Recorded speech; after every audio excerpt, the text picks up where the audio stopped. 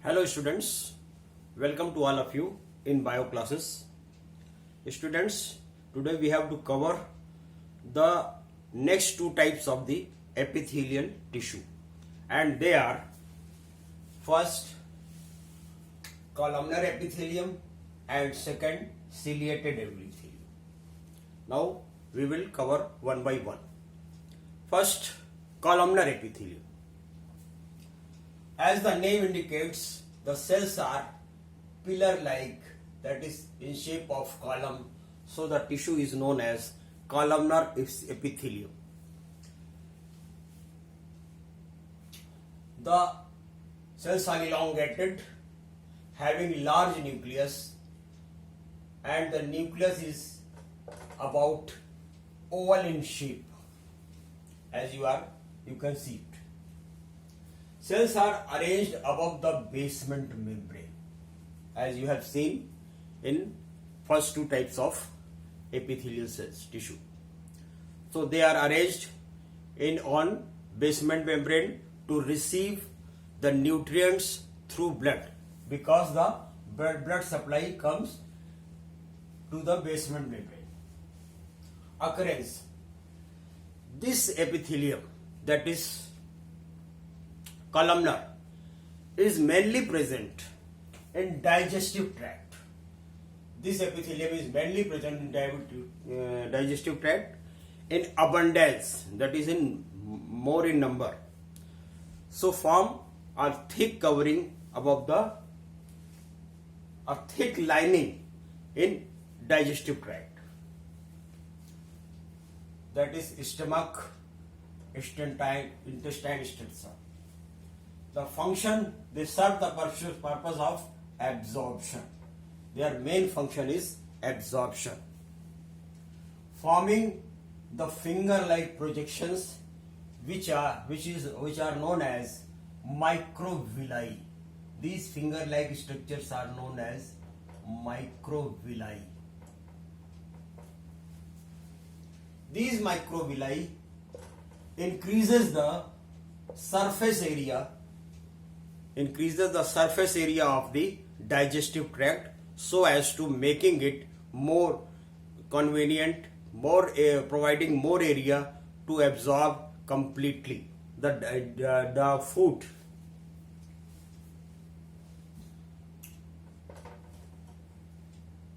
Right? Now the function of epithelium, you have already known it, that they serve the purpose of absorption. Now sometimes these columnar epithelium possess some specialized cell and forming a gland.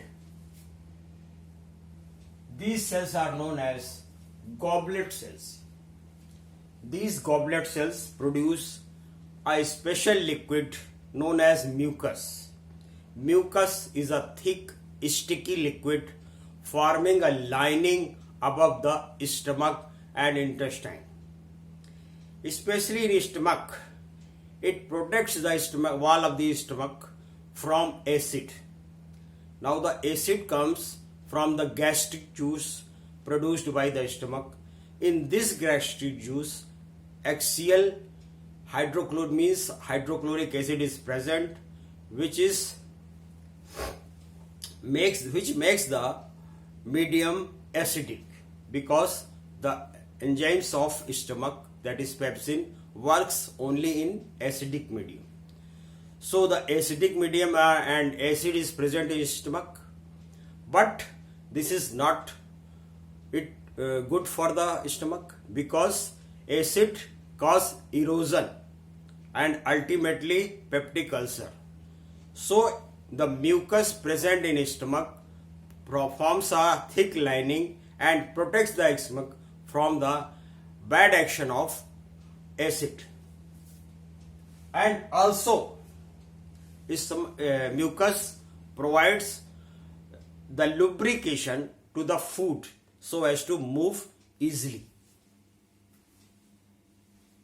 Such epithelium is known as glandular epithelium. Actually, it is a modification of columnar epithelium. because some columnar epithelium possess glands, special cells, goblet cells, and making it a glandular epithelium.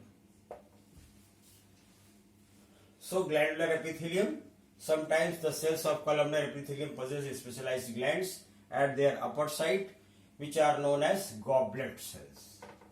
These glands produce a special thick sticky liquid known as mucus, which forms a thick lining in the stomach. Mucus provides safety from acid as well as it provides lubrication to undigested food. Right?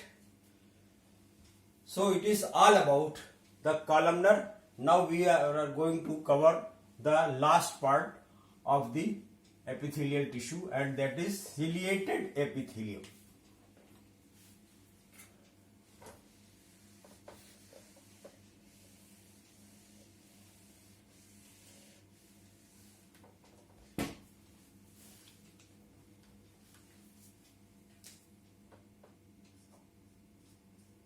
Ciliated epithelium.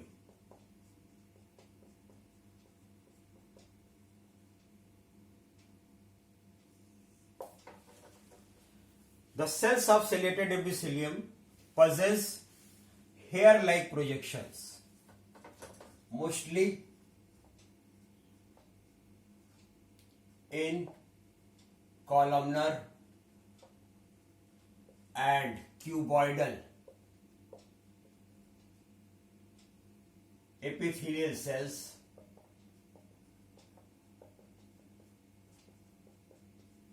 possess hair-like structures. Hair-like structures known as cilia. Cilia at the upper side of the cells. So, due to presence of cilia, the name ciliated epithelium has been given.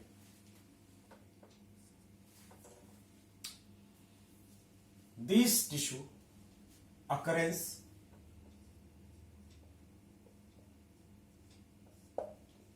ciliated epithelium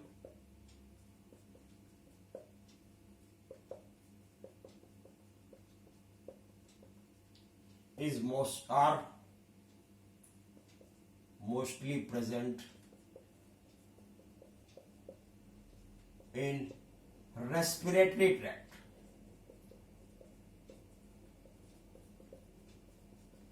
These are the structure modified for digestive tract, and these are the structures especially modified for the respiratory tract and are present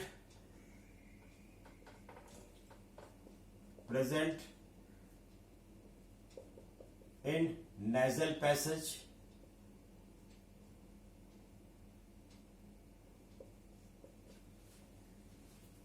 trachea, that is windpipe, etc.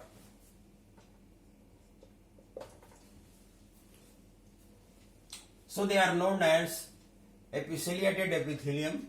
Actually, the work of cilia is to push the substance in one direction by creating a rhythmic movement, rhythmic current.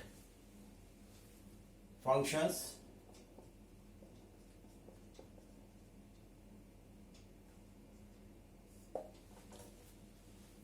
cilia produce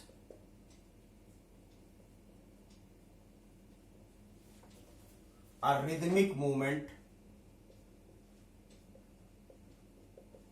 current, and push the substance in a single direction.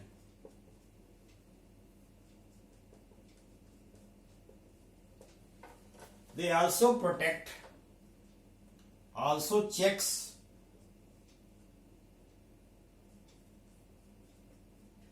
the entry of unwanted substance in respiratory tract.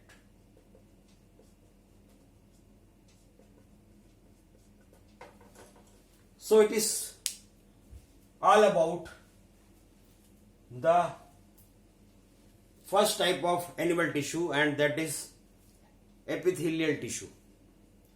So you have studied the 4 types of epithelial tissue. First is